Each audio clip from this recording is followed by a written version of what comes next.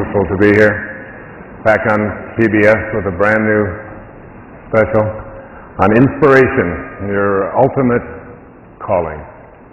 There'll be a lot about inspiration here tonight, inspiring people, inspiring events, how to live an inspired life, how to attract spirit back into your life. Lots of things that are going to be very powerful for you. I encourage you to stay with it and call everyone you know and tell them to watch. We need more inspiration in this world. People that have inspired me have been, my children have been a great inspiration to me. I have 8 of them, 6 daughters, yes, and 2 sons. And back in the 1960s, when I was studying for my doctoral studies in Detroit at Wayne State University, I used to listen to music, and a group of kids came over to this country from a little town just outside of London called Liverpool. Some of you may have heard of them. And they used to sing a song, the Beatles did. It was called Will You Still Want Me? Will You Still Love Me? What? When I'm 64, right? And I used to think at that time in my 20s that I didn't really understand that song. Didn't think it would have any meaning at all. I thought no one even ought to be allowed to live that long. So it just didn't resonate to me. But then, lo and behold, it happened to me. Turned around and 64 was here. And I wasn't able to be with my children at the time of that birthday. I was speaking in Durham, North Carolina that night. And I got a package from them with a wonderful card in it for me. And I thought, you know, maybe all of this work that we've done with these children, with my wife and I, and trying to teach them about spirit and higher consciousness and loving and being close to God and spirit, was coming true because they sent me this beautiful card. It said inside of this birthday card is a very special message from God. And I opened it up and it said, see you soon.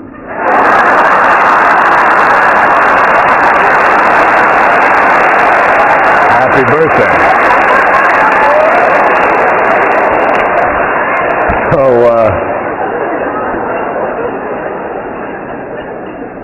there it is. And my children have been a great source of inspiration to me. They have given me some of the best material I could ever have.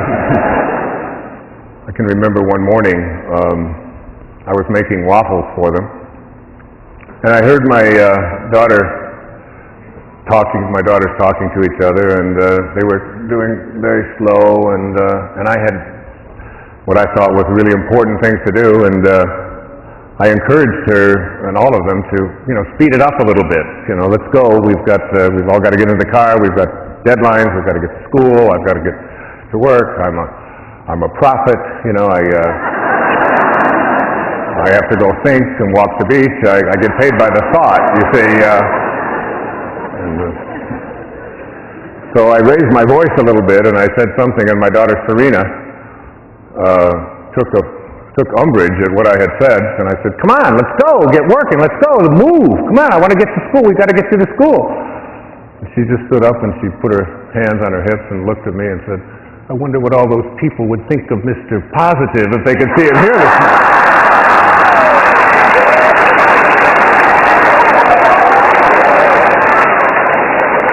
She turned around and looked at her sister, Summer, and said, would you buy a book from someone who yells at a 10-year-old child? I write those down when they... So anyway, my children have always been great inspiration for me, and great teachers, and keep me very close to the ground and very humble. I want to begin this program on inspiration with a story about attitude and belief, because basically the idea of living an inspired life is one in which our attitudes become one of being in harmony with our source, with Spirit. Not too long ago, I was honored by Yeshiva University, the Einstein School of Medicine, with a wonderful tribute. It was called the Einstein Award, that is given to people whose work exemplifies some of the sort of philosophical views, rather than just necessarily the scientific views of Albert Einstein. And I was invited there, and I gave a lecture to the staff and did rounds and spent a day there at this wonderful School of Medicine in Psychiatric Hospital in New York.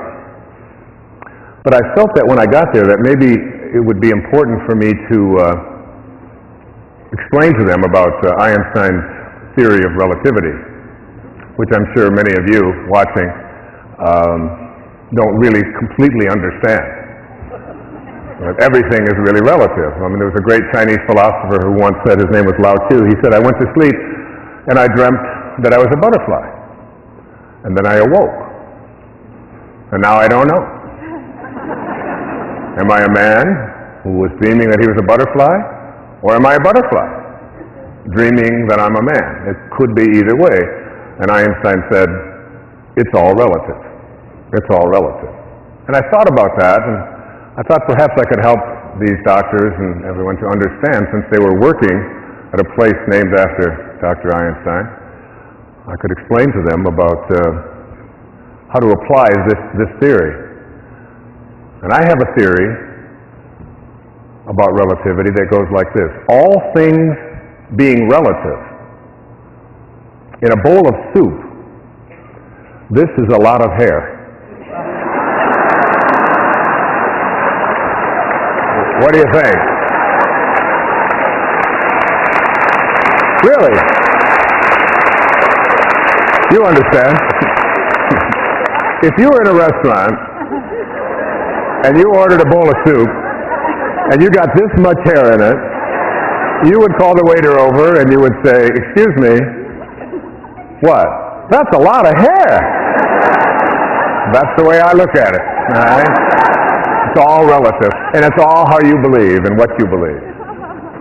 As we move into this idea of inspiration, I'd like to suggest to you that you have a mind that is open to everything and attached to nothing. It's not a program that's based on any religion or any particular view of spirit or God or soul. We can call it what we want. We all originate from the same source.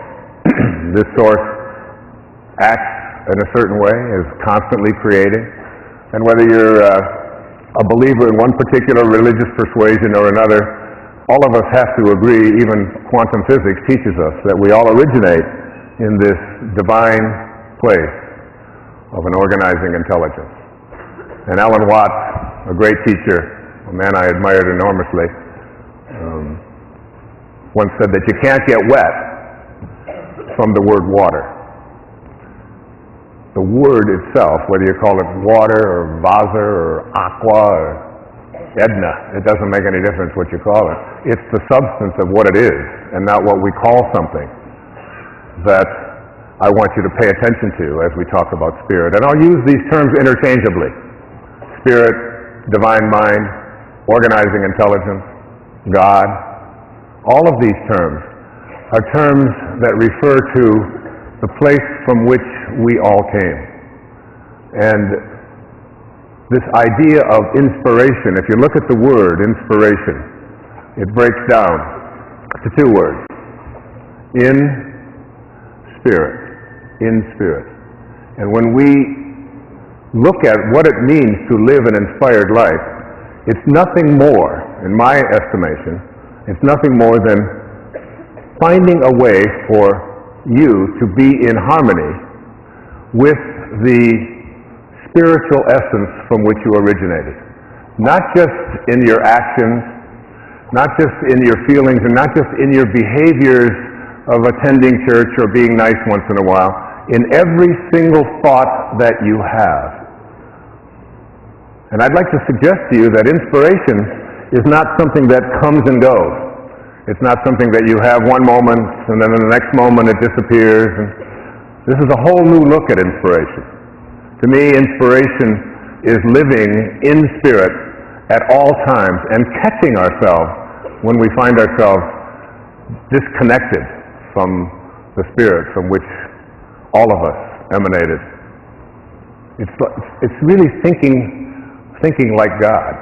It's being more in touch with that place of origination. It doesn't come and go. When you live an inspired life, you begin to feel as if you're on purpose. I guarantee you that at the end of this show, you will not have to ask the question, what is my purpose and how do I find it and where is it and how come I can't get it and why does somebody else have it and I don't seem to get it? It always seems to elude me.